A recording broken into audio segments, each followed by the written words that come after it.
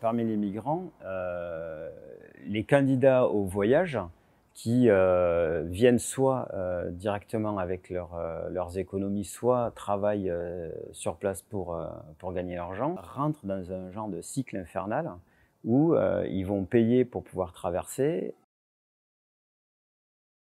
Bien souvent, ces tentatives échouent. Donc soit ils sont récupérés par les gardes-côtes libyens qui les renvoient dans les centres de détention, duquel parfois ils arrivent à s'échapper pour recommencer à travailler, repayer, remonter sur un bateau et réessayer.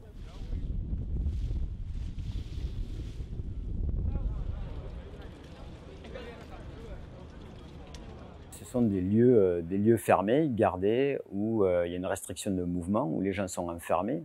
Il y a des enfants, il y a des gens qui naissent dans ces centres de détention. Il y a des familles entières qui sont détenues là, il y a des familles qui sont séparées pour aucune raison criminelle, juste le fait de vouloir avoir un meilleur futur ailleurs.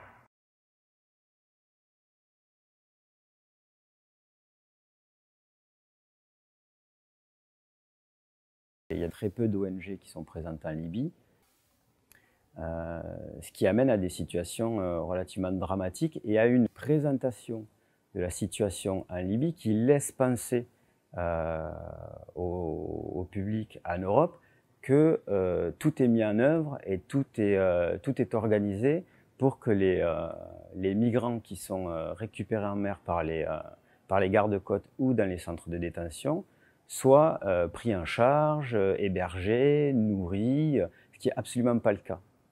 Il n'y a pas de camp de réfugiés en Libye. Ce sont des centres de détention, des prisons mal organisées, qui entassent des centaines de personnes dans de faibles mètres carrés pour pouvoir les contenir, et qui en plus se font bombarder pendant les conflits de Tripoli.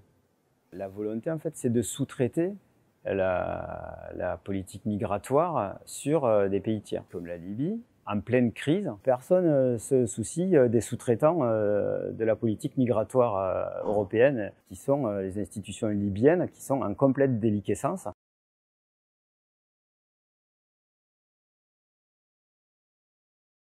La journée du 25 a été assez particulière. Ça a été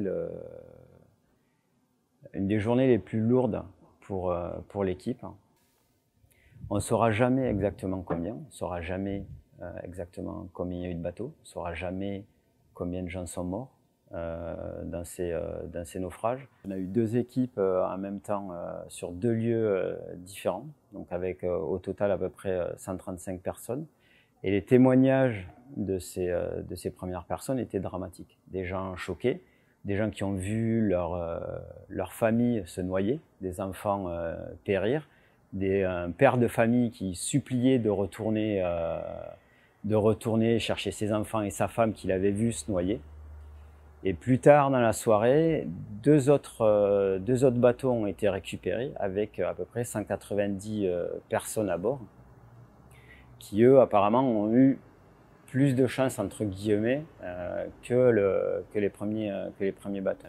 On ne peut pas s'y habituer, on ne peut pas faire comme si de rien n'était.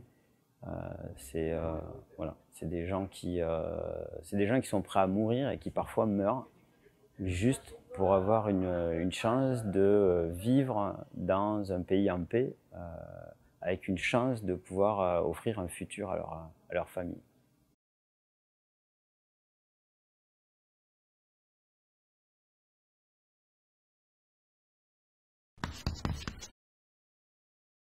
Parmi les migrants, les candidats au voyage qui viennent soit directement avec leurs économies, soit travaillent sur place pour gagner l'argent, rentrent dans un genre de cycle infernal où ils vont payer pour pouvoir traverser.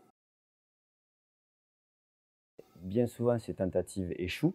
Donc soit ils sont récupérés par les gardes-côtes libyens qui les renvoient dans les centres de détention, duquel parfois ils arrivent à s'échapper pour recommencer à travailler, repayer, remonter sur un bateau et réessayer.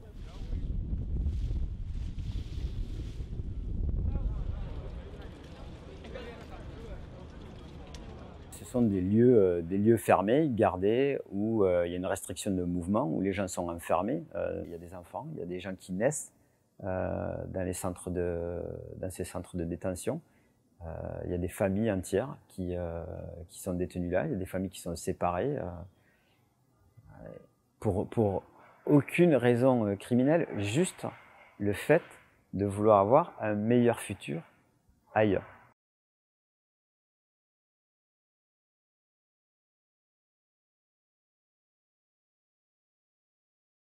Il y a très peu d'ONG qui sont présentes en Libye, ce qui amène à des situations relativement dramatiques et à une présentation de la situation en Libye qui laisse penser au public en Europe que tout est mis en œuvre et tout est organisé pour que les migrants qui sont récupérés en mer par les gardes-côtes ou dans les centres de détention soient pris en charge, hébergés, nourris, ce qui n'est absolument pas le cas.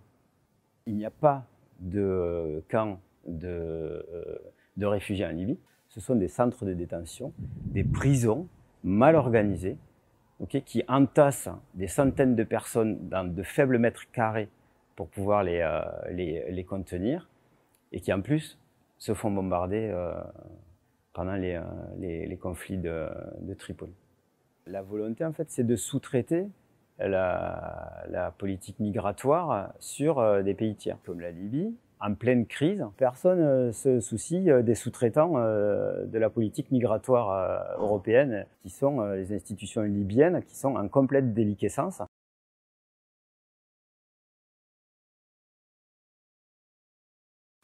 La journée du 25 a été assez particulière. Ça a été une des journées les plus lourdes pour l'équipe.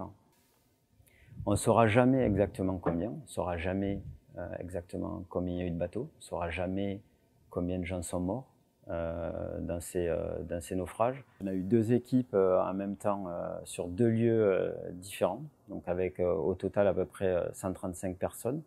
Et les témoignages de ces premières personnes étaient dramatiques. Des gens choqués, des gens qui ont vu leur famille se noyer, des enfants périr, des pères de famille qui suppliaient de retourner chercher ses enfants et sa femme qu'il avait vu se noyer. Et plus tard dans la soirée, 2 autres bateaux ont été récupérés avec à peu près 190 personnes à bord, qui eux apparemment ont eu plus de chance entre guillemets que les premiers bateaux. On ne peut pas s'y habituer, on ne peut pas faire comme si de rien n'était. Voilà, c'est des gens qui sont prêts à mourir et qui parfois meurent juste pour avoir une chance de vivre dans un pays en paix, avec une chance de pouvoir offrir un futur à leur famille.